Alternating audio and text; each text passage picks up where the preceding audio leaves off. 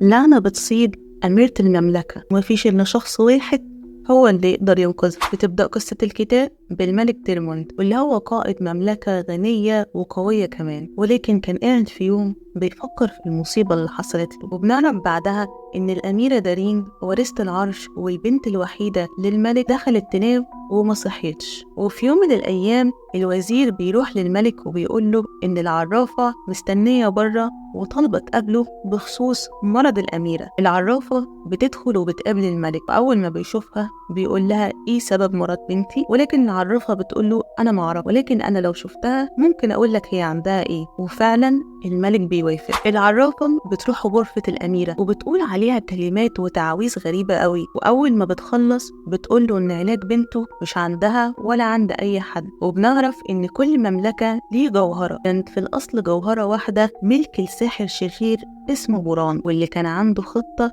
ذكية جدا. وبنعرف إن الساحر ده قبل ما يموت حبس روحه في الجوهرة قبل ما تتقسم على الممالك، وبسببها بنته دخلت تنام وما صحيتش تاني. ومش كده وبس، كل ما جسمها يضعف كل ما الساحر يقدر يسيطر على جسمها. ولو عايزين تعرفوا أكتر عن القصة ديت وتعرفوا الأميرة هيحصل لها إيه، فهتلاقوها في كتاب الفتى الفهد للكاتب أحمد عبد القادر. مش هتندم أبدا إن انت قريت الكتاب ده.